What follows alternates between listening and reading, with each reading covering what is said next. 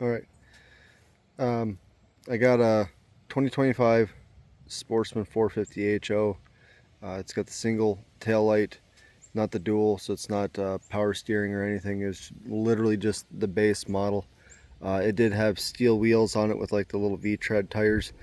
I had maybe uh, 3 or 4 miles on those, and um, I wanted to upgrade to aluminum anyway, but uh, the wheels themselves are good wheels, but these hubs, the little tabs that help self-center the wheel on the hub, they weren't right, so it could get off-centered when you bolted it up, and the wheels were hopping, and I didn't like that. I wanted to switch to something with a tapered lug nut, so I got these um, Rock Tricks aluminum wheels. They're 14, or no, they're 12 inch by 7, and I have 26, 9, 12 up front, and then 26, 11, 12 in the rear. If I could go back, I'd just go 26, 9, 12 front and rear. That's what I'm going to do in the future, just run a block setup. But this is just my general review of this machine. What I think about it, how it's worked for us so far.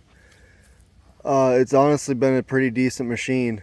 I haven't had any serious mechanical issues. There's been some clearance issues like fit and finish. The plastics didn't line up properly on it, so over here I had to put a little plastic push button in, drill a hole just to hold the plastic still because they were flapping around. Over here the exhaust spring rubs on the shock spring right there. I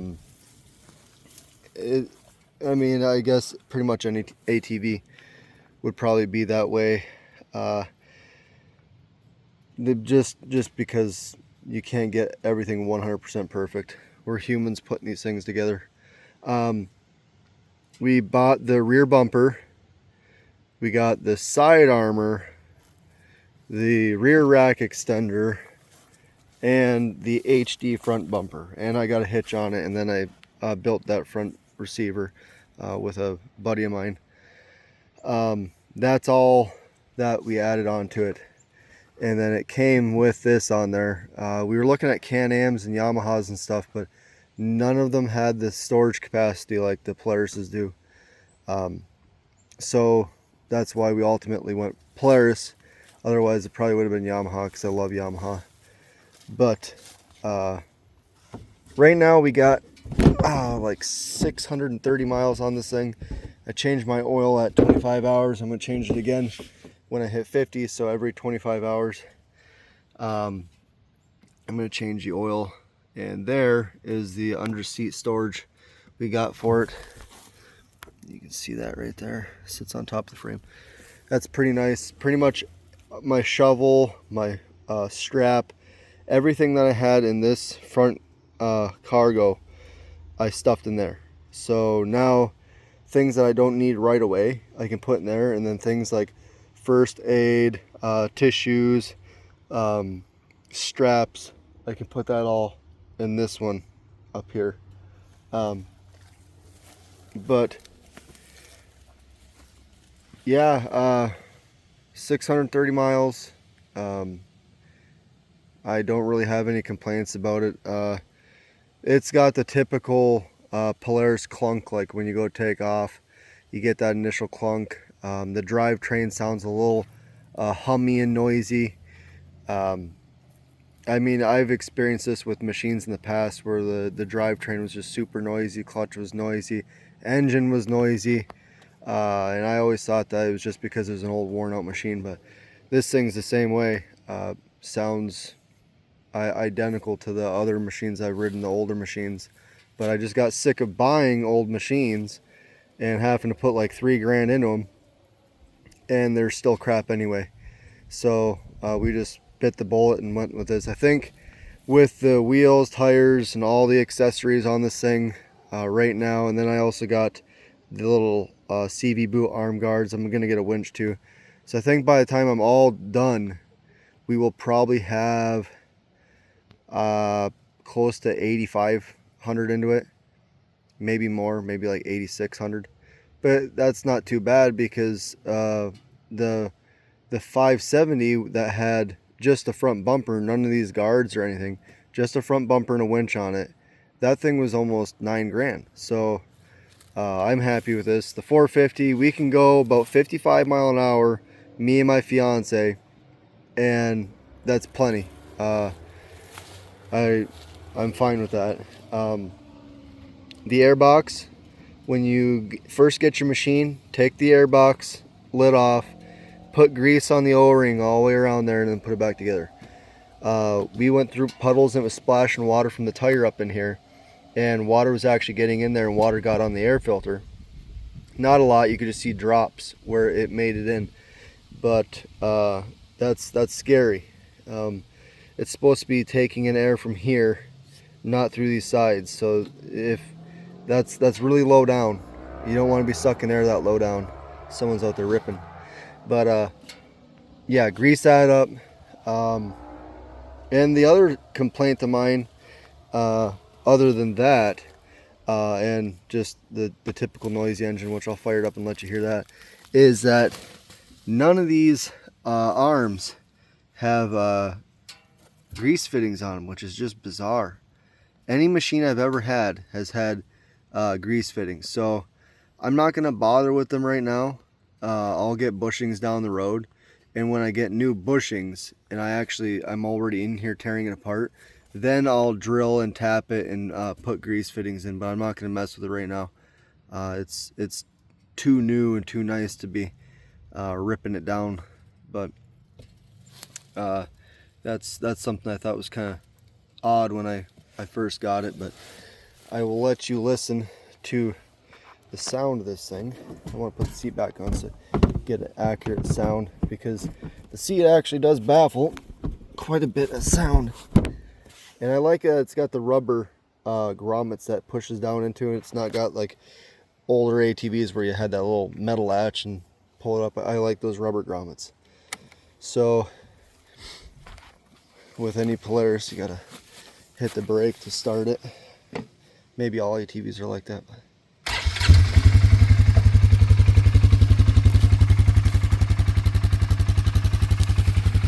I noticed the exhaust shielding up here occasionally would rattle and squeak and chirp and stuff. That's kind of gone away.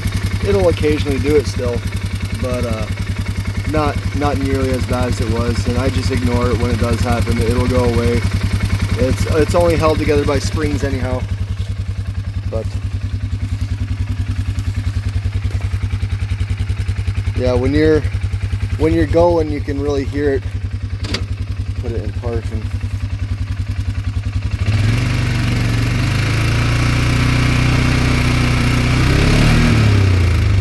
see, the engine itself is pretty quiet. When you're moving and you're actually going a decent speed, you can hear the drivetrain.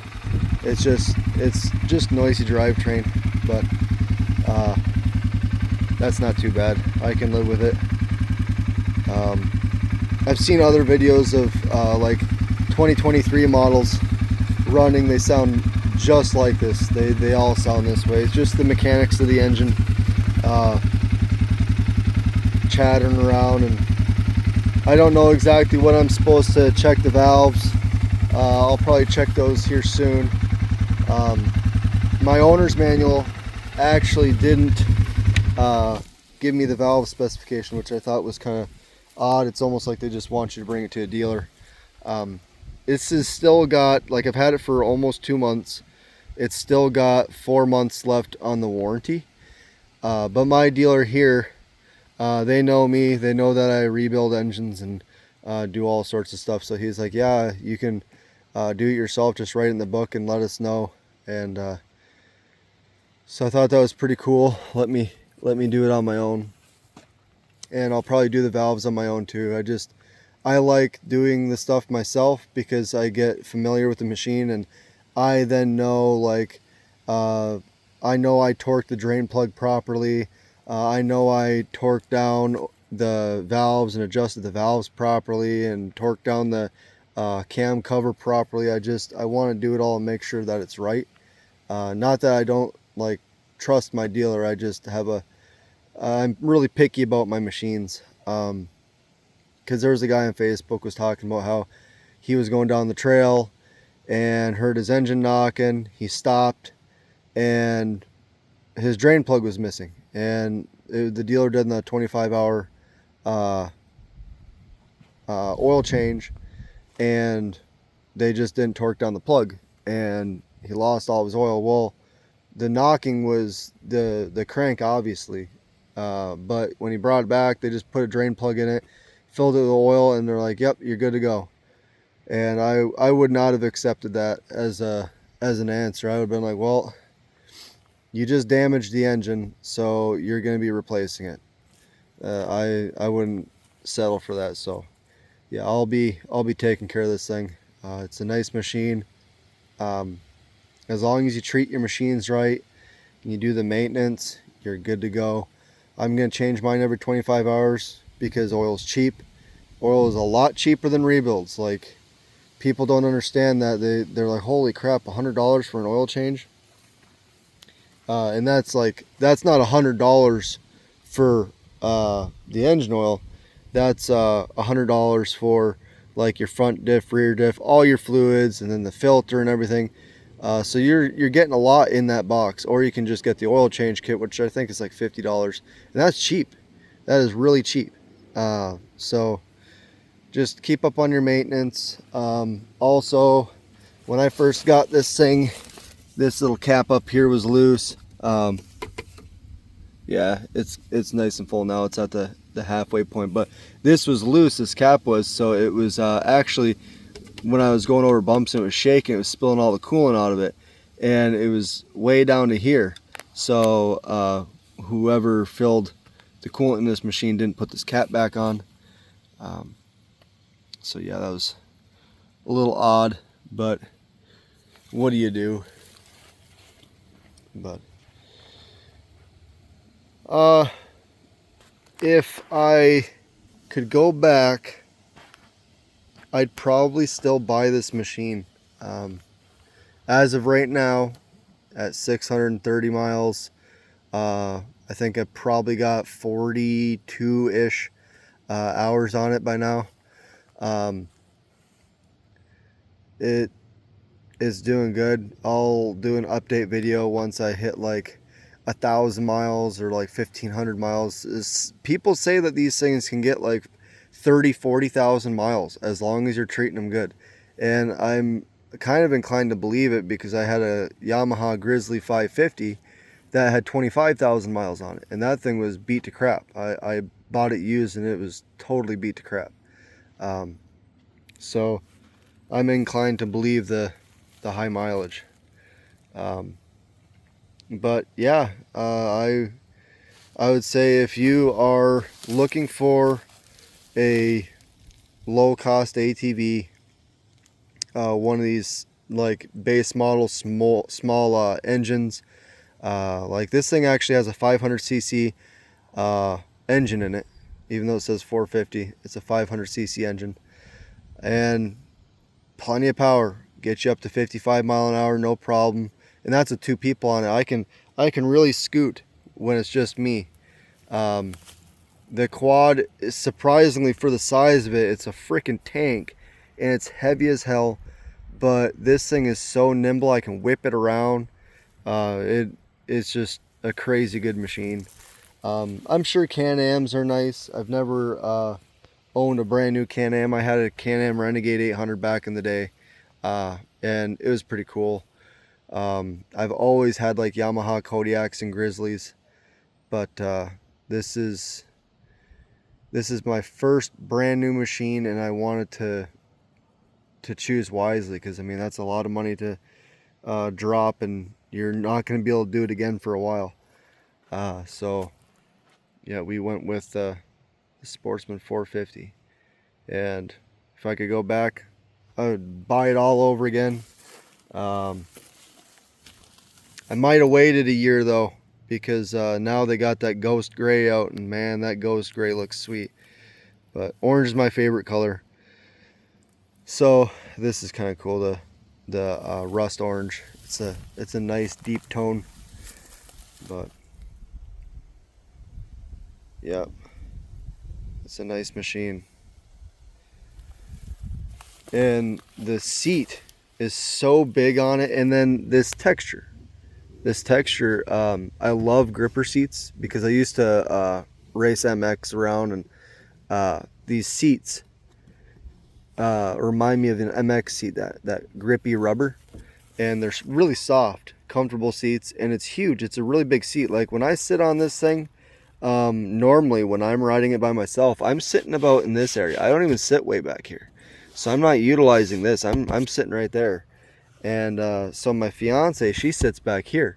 There's plenty of room for both of us on this thing. So I was looking at the 2-up version, or the X2s, and I was like, man, these seats are so big. We sat on one of these first, and I was like, there's plenty of room. There's plenty of room for her and I on it. And then the Yamahas, though, that seat is cut off like right here. You'd have the seat go from here, and then right here is where it would curve. Just a tiny little seat. I can't believe how tiny they are. And then they got the stupid metal rack. Like, I know this can break. If something slams on it, it's broken. But if something slams on your Grizzly rack, it's getting bent. So I mean, what's the difference? You're gonna have a bent rack or a cracked rack. It's this right here that sold me on the Polaris's. It's not much, no, but I mean, like under my hat, look at that. That is easily a gallon and a half of room right here. And then you got a little bit of room here. I had my knife and axe and stuff up in this area. And then I got some like toilet paper and fire starting stuff, bungees, stuff over there. A little pot for boiling water and stuff. But, and then all the stuff I don't have to get to immediately is under the seat. I got a axe and a knife and a little fire starting knife and a strap, a shovel, all kinds of stuff. But no, if I was a person that didn't have, because I'm in the same boat. We don't have a lot of money. This was kind of a scary buy.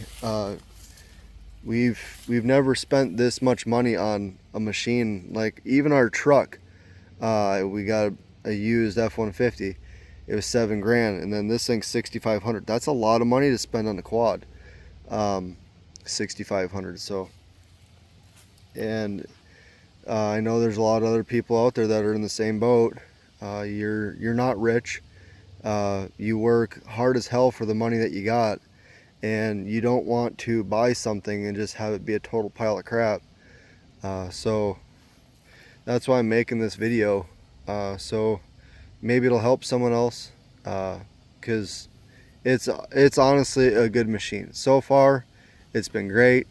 We haven't had any issues. We've taken it through like mountains and hills, and through deep-ish water. Not like, I don't bog these things. I hate people bogging these machines. It's just sad to see them get destroyed. But we went through water about up to here. It was fairly deep. It was over the tires. But yeah, if anybody wants to get a machine on a budget, I would highly recommend one of these. 2025 Sportsman 450. Pretty budget friendly, cost effective quad.